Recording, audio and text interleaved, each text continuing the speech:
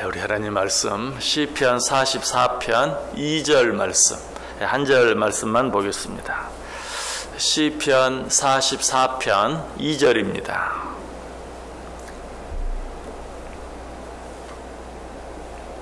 시편 44편 2절 말씀.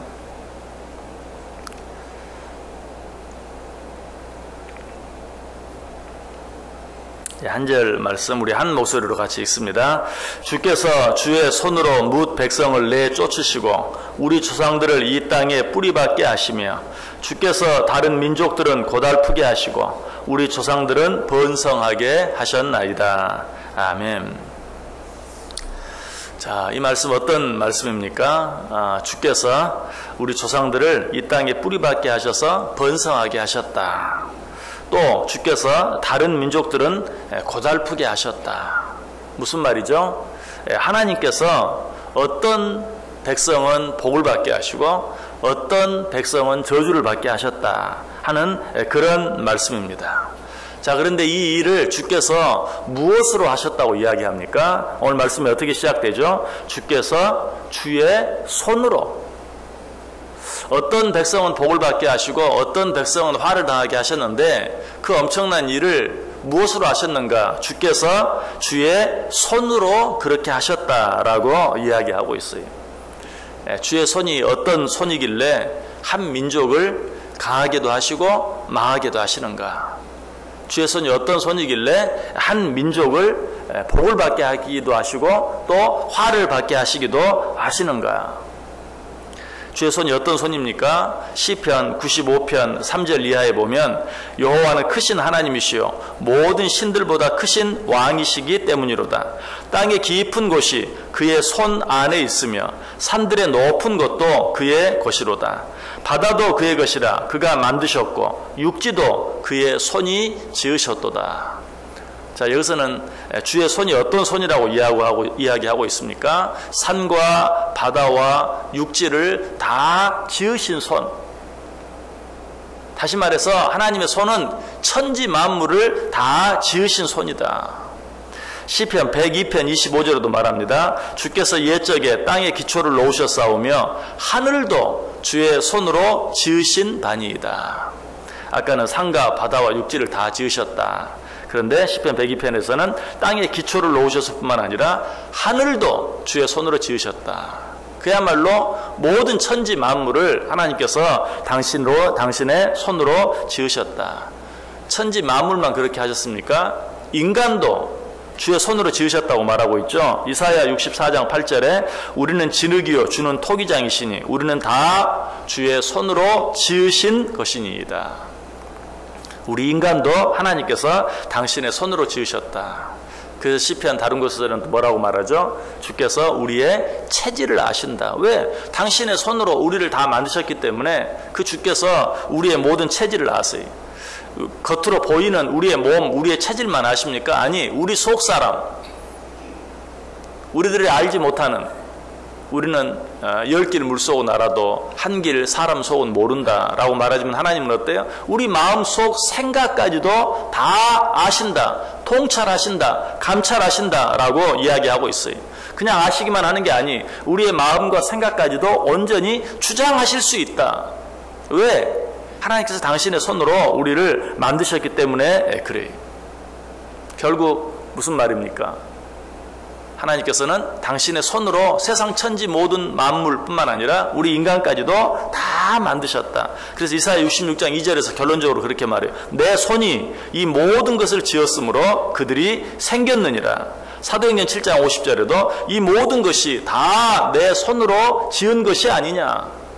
무슨 말일 것 같아요? 이 모든 것이 다 내 손으로 지은 것이 아니냐. 무슨 말일 것 같아요? 이 세상에 내 손으로 하지 못할 일이 무엇이 있겠느냐? 이 세상에 내 손으로 가능하지 않은 일이 무엇이 있겠느냐라고 얘기하고 있어요. 그래서 예레미야 선지자는 이 하나님을 어떻게 찬양하죠? 예레미야 32장 17절에 주 여호와여 주께서 큰 능력과 펴신 팔로 천지를 지으셨사오니 주에게는 할 수 없는 일이 없으시니이다. 여기서는 주의 팔이라고 말하고 있죠.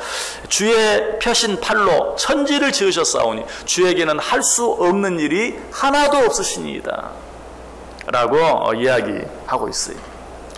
이 하나님의 손에 도우심을 받은 한 사람이 있죠.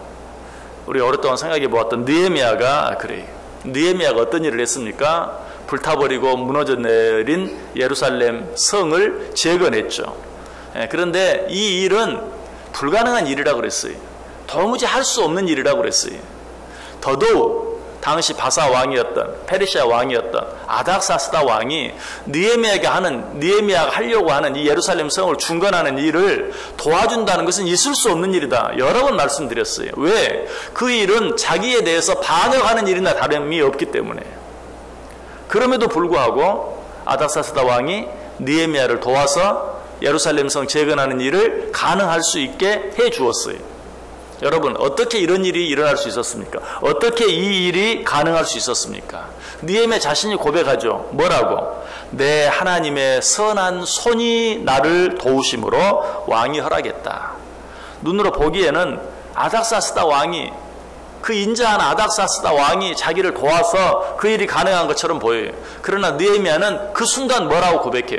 하나님의 선한 손이 나를 도움으로, 하나님의 손이 나를 도움으로 그 일이 가능할 수 있었다라고 고백하며 하나님께 찬송하고 있는 것을 보아요. 그래서 솔로몬 왕은 이렇게 고백합니다. 잠언 21장 1절에 왕의 마음이 여호와의 손에 있음이 마치 봇물과 같아서 그가 임으로 인도하시느니라. 무엇까지도 하나님의 손에 달려있다고요? 왕의 마음까지도. 당시 페르시아 제국 어마어마했어요. 엄청났어요. 세상 그 누구도 함부로 할 수 없는 엄청난 권세였어요. 그러나 그런 왕의 권위도 무엇으로? 하나님의 손으로, 임으로 주관하신다라고 고백하고 있는 것을 보게 돼요. 자, 그런 놀라운 것은 무엇입니까? 이처럼 느헤미야를 도왔던 그 하나님의 손, 왕들의 마음까지도 임으로 주관하시는 그 하나님의 손, 아니 천지 만물을 창조하시고 우리 인간까지도 창조하셔서 이 세상에 그의 손으로 하지 못할 일이 없는 그 능력의 손, 그 능력의 손으로 누구도 도와주신다고 말합니까? 우리도 도와주시겠다고 약속하고 있어요. 이사야 41장 10절에 말합니다. 두려워하지 말라, 내가 너와 함께함이라. 놀라지 말라, 나는 내 하나님이 됨이라. 내가 너를 굳세게 하리라. 참으로 너를 도와주리라. 참으로 나의 의로운 오른손으로 너를 붙들리라. 참으로 나의 의로운 오른손, 산과 육지와 바다와 하늘까지 지으신 그 손, 우리 인간까지 지으신 손, 그래서 우리의 체질을 아실 뿐만 아니라 우리의 마음의 생각까지도 보시고 통찰하시는, 또 그것들을 주장하시는, 아니 세상 그 어떤 강대한 나라의 왕이라 할지라도 그 왕을 임으로 주관하시는 그 하나님의 선한 손으로, 그 하나님의 의로운 오른손으로 우리를 붙들어 주시겠다라고 말씀하고 있어요. 다윗은 이 사실을 알았어요. 그래서 그는 또 이렇게 고백하죠. 시편 139편 7절 이하에서 내가 주의 영을 떠나 어디로 가며 주의 앞에서 어디로 피하리이까? 내가 하늘에 올라갈지라도 거기 계시며 수월에 내 자리를 펼지라도 거기 계시니이다. 내가 새벽 날개를 치며 바다 끝에 가서 거주할지라도 거기서도 주의 손이 나를 인도하시며 주의 오른손이 나를 붙드시리이다.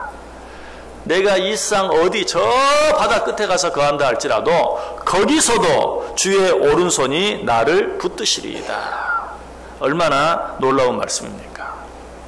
여러분, 이 하나님의 손에 붙잡힌 바 되기를 원하십니까? 이 하나님의 손에 인도하심을 받기를 원하세요? 어떻게 하면 될까요? 다시 한번 느헤미야를 생각해 보세요. 느헤미야가 어떻게 했길래 하나님의 선한 손이 그를 도와주셨습니까? 느헤미야가 그 힘들고 어려운 일 앞에 서게 되었을 때 제일 먼저 한 일이 무엇이었습니까? 하나님 앞에 기도하는 일이었어요.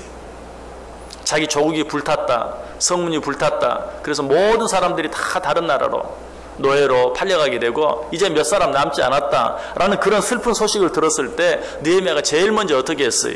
느헤미야 1장 4절과 5절에 보면 내가 이 말을 듣고 앉아서 울고 수일 동안 슬퍼하며 하늘의 하나님 앞에 금식하며 기도하여 이르되, 조국의 그 힘들고 어려운 소식을 들었을 때 그는 금식하며 눈물을 흘리며 수일 동안 하나님께 기도했다. 그렇게 했을 때 하나님의 선한 손이 그를 도와주셨어요. 그래서 도무지 할 수 없는 그 일이 가능해지도록 하나님께서 도와주셨다. 느헤미야 2장 4절에서 또 뭐 어떻게 합니까? 왕이 느헤미야에게 자초지종을 들은 후에 왕이 말하죠. 네가 무엇을 원하느냐. 그때 어떻습니까? 느헤미야는 또 한 번 하나님께 기도했다고 말하죠. 왕이 내게 이르시되 그러면 내가 무엇을 원하느냐 하시기로 내가 곧 하늘의 하나님께 묵도하고. 어려울 때만 하나님께 기도한 게 아니에요. 모든 일이 술술술 잘 풀려가는 것 같은 때도 하나님께 기도하기를 잊지 않았어요. 바로 그러한 자를 하나님이 당신의 선한 손으로 도와주시고 붙들어 주셨던 것이. 다시 한번 묻습니다. 여러분, 이 하나님의 선한 손에 도우심을 받기를 원하세요? 이 하나님의 선한 손에 붙들림 바 되기를 원하세요? 어떻게 해야 돼요? 어려울 때는 물론이고 일이 잘 된다고 느껴질 때도 하나님께 모든 것을 맡기고 기도로 아랠 때 하나님께서는 당신의 그 능력의 손, 당신의 그 오른손, 당신의 그 의로운 손으로 우리를 붙잡아 주시고 인도해 주신다라고 말씀하고 있는 것이. 그래서 사도 바울이 우리에게 부탁하죠. 모든 기도와 간구로 하되 항상 성령 안에서 기도하고 이를 위하여 깨어 구하기를 항상 힘쓰며 여러 성도를 위하여 구하라. 모든 기도와 간구로 하라. 무슨 일 앞에서든지 기도하라. 골로새 4장 2절에도 기도를 계속하고 기도에 감사함으로 깨어 있으라. 데살로니가전서 5장 7절에서는 쉬지 말고 기도하라. 네가 하나님의 선한 손에 도우심을 받기를 원하느냐? 모든 기도와 간구로 하고 항상 기도하고 감사함으로 깨어 있으라. 쉬지 말고 기도하라 라고 우리에게 말하고 있는 것이. 기도는 하나님을 믿는 자들이 마땅히 해야 할 일이. 사무엘은 뭐라고 말합니까? 내가 기도를 열심히 하겠다 그렇게 말하지 아니하고 내가 기도하기를 쉬는 죄를 범하지 않겠다. 기도하지 않는 것은 단순한 게으름이 아니, 기도하지 않는 것은 죄. 그래서 사무엘은 기도하기를 쉬는 죄를 범치 않겠다라고 말했던 것이. 여러분, 하나님 앞에 늘 기도하는 그런 삶을 살아보세요. 이 시간에도 한날의 첫 시간을 하루를 시작하면서 하나님 앞에 기도하기 위해 이 자리에 나와왔어요. 하나님은 그런 자와 함께 하세요. 오늘도 저 여러분의 기도를 들으시고 하나님이 함께 해주실 줄 믿습니다. 오늘 본문이 뭐라고 말해요? 하나님이 그 손으로 한 나라를 흥하게도 하시고 망하게도 하셨다. 하나님께서 당신의 그 손으로 이 나라는 번성하게 하시고 저 나라는 곤고하게 하셨다. 여러분 가운데 나라와 민족을 생각할 때마다 염려하는 자들이 있습니까? 걱정이 되시는 분이 있습니까? 불안한 분이 계십니까? 어떻게 해야 할까요? 그 손으로 한 나라를 번성하게도 하시고 한 나라를 망하게도 하시는 하나님께 나라와 민족을 위해서 기도할 수 있어야 돼요. 나와 내 가정을 위해서 기도하지 않는 분은 한 분도 없을 거예요. 나라와 민족을 위해서는 얼마나 기도하고 있습니까? 우리 한국 초대교회 정말 나라와 민족을 위해서 기도하는 교회였어요. 그러나 이제 살만하게 되니까 나라와 민족, 나라를 위해서, 나라를 향해서 원망하고 불평할 줄 알면서도 이제 기도하기를 게을리하는 일들이 너무나 많아요. 한 나라, 한 민족의 흥망성쇠가 하나님의 손에 달려있다라고 오늘 본문이 말해요. 여러분 어떻게 하시겠습니까? 나라와 민족을 위해서 기도할 수 있기를 바랍니다. 이 나라의 민족이 저와 여러분의 기도로 말미암아, 우리 한국교회의 기도로 말미암아 잘 되어져서 이 마지막 때 하나님의 선한 손에 붙들림 바 되어서 땅 끝까지 주의 복음을 증거하는 정말 그 마지막 사명을 감당하고도 남음이 있는, 또 여러 가지로 불안하고 어려운 그런 일들이 많은 이 나라가 우리의 기도로 말미암아 안정되어지고 평안하고 기쁨이 넘치고 감사가 넘치고 다른 모든 나라 사람들이 바라보고 부러워할 수 있는, 무엇으로? 우리의 기도로 말미암아.